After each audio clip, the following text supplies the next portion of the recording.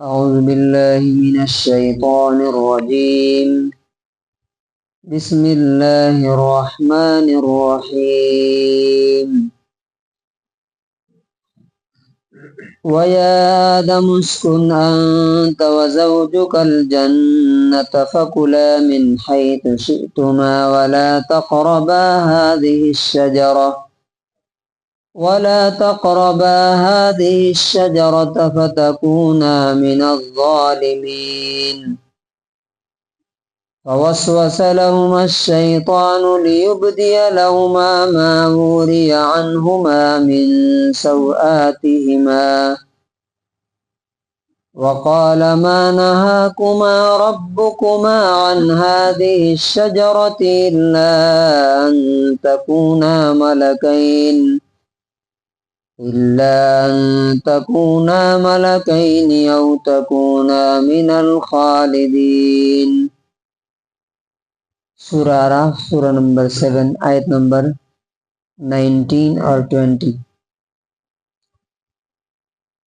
اس کا اردو ترجمہ ہے، اللہ تعالیٰ نے کہا یا آدم، اے آدم، اسکن انت، تم رہو، وزوجک، اور تمہاری بیوی، الجنت، جنت میں، تم اور تمہاری بیوی جنت میں رہو، فکلا، اور کھاؤ، من حیث شئتما، جہاں سے تمہارا دل چاہے، ولا تقربا، مگر قریب نہ ہونا، ہذہ الشجرہ، اس درخت کے، فتکونا من الظالمین، تو تم ظالموں میں سے ہو جاؤ گے. فوسوسا، لیکن وسوسہ ڈالا، خیال ڈالا، برا خیال، لہما، ان دونوں کے دلوں میں، الشیطان، شیطان نے،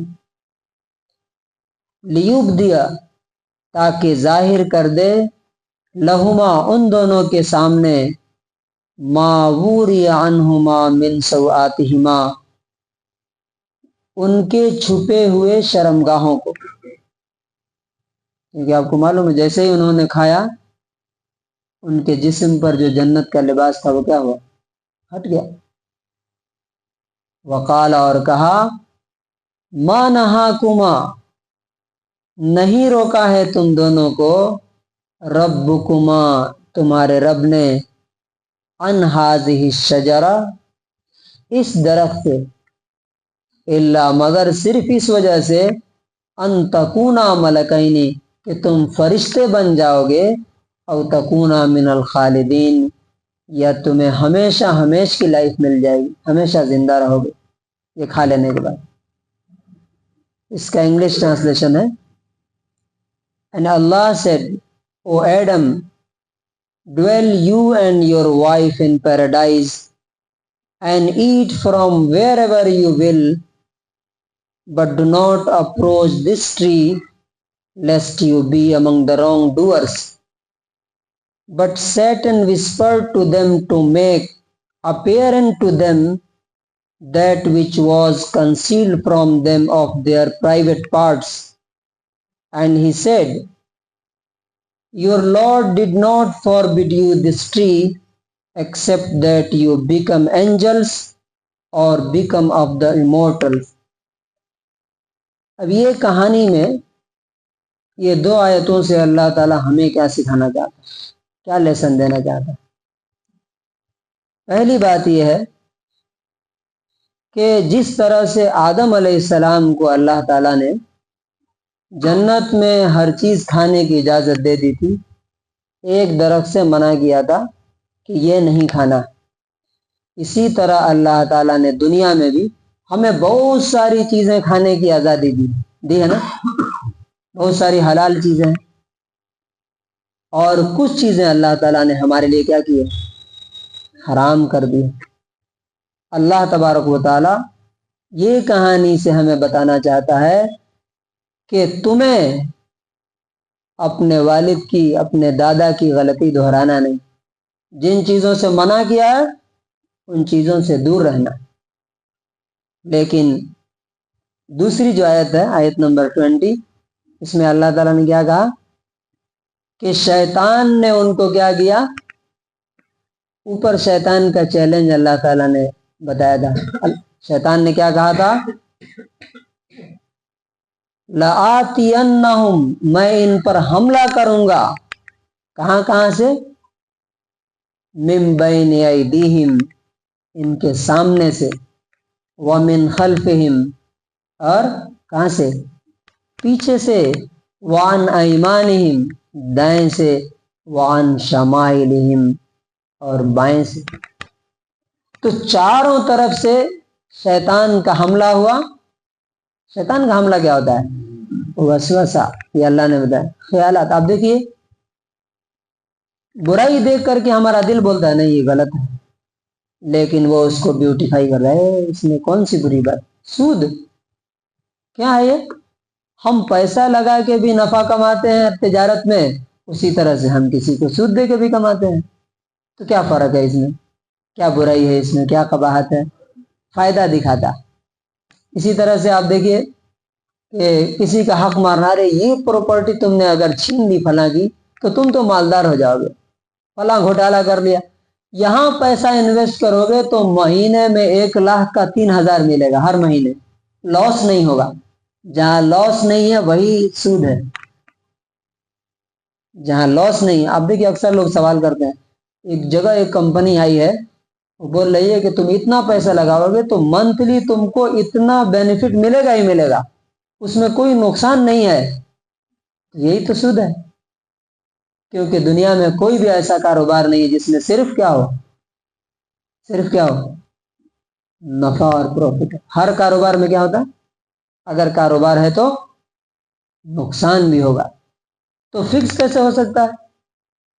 تو شیطان نے کیا کیا؟ ان کو وسوسہ ڈالا. وسوسہ کہتے ہیں حدیث النفس، دل میں خیالات ڈالنا.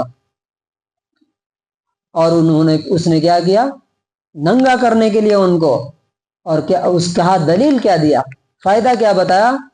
کہ اس درخت کو کھا لینے کے بعد تم کیا ہو جاؤ گے؟ کیا ہو جاؤ گے؟ فرشتے ہو جاؤ گے. اور فرشتوں کی خصوصیت کیا ہے؟ نہ انہیں کھانے کی ضرورت ہے، نہ انہیں نیند کی ضرورت ہے، اور نہ انہیں مرنا ہے. او تکونا من الخالدین، تم ہمیشہ ہمیشہ کے لیے یہیں پہ زندہ رہو گے. شیطان بھی ہمیں جب برائیاں ہمارے سامنے لاتا ہے تو کیا کرتا ہے؟ اس کے فائدے دکھاتا ہے کہ نہیں؟ ارے عورتوں کو کیا سجھایا؟ تم پردے میں ہو، دنیا کہاں سے کہاں چاند پر پہنچ گئے، نکلو پردے سے، پھینکو پردہ. دیکھو دنیا کتنی ترقی میں چلی گئی.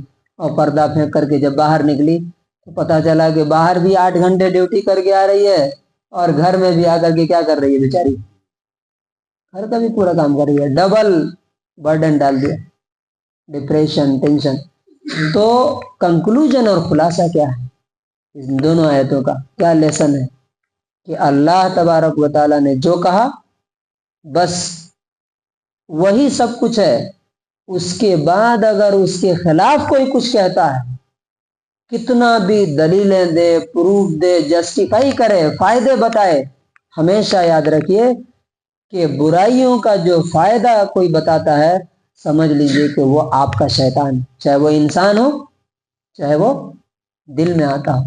تو اللہ تبارک و تعالیٰ سے دعا ہے کہ اللہ تبارک و تعالیٰ ہمیں شیطان کے وسوسے سے، اسی لیے کہا گیا دیکھیے فجر کے بعد قل اعوذ برب الفلق، قل اعوذ برب الناس پڑھنے کے لیے کیوں کہا جاتا ہے؟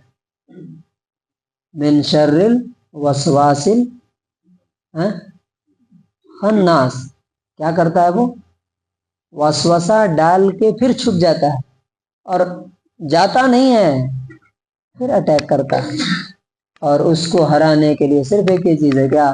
اللہ کا ذکر، اس کی یاد، اس کی کتاب. جس کی زندگی میں یہ رہے گی اس پر اس کا کنٹرول نہیں چل سکتا. کس کا؟ شیطان. تو اللہ تبارک و تعالیٰ سے دعا ہے کہ اللہ تبارک و تعالیٰ ہمیں اس کی منع کی ہوئی، حرام کی ہوئی چیزوں سے بچنے کی توفیق نصیب فرمائے. اور شیطان کے وسوسوں سے ہمیں بچنے کی توفیق دے۔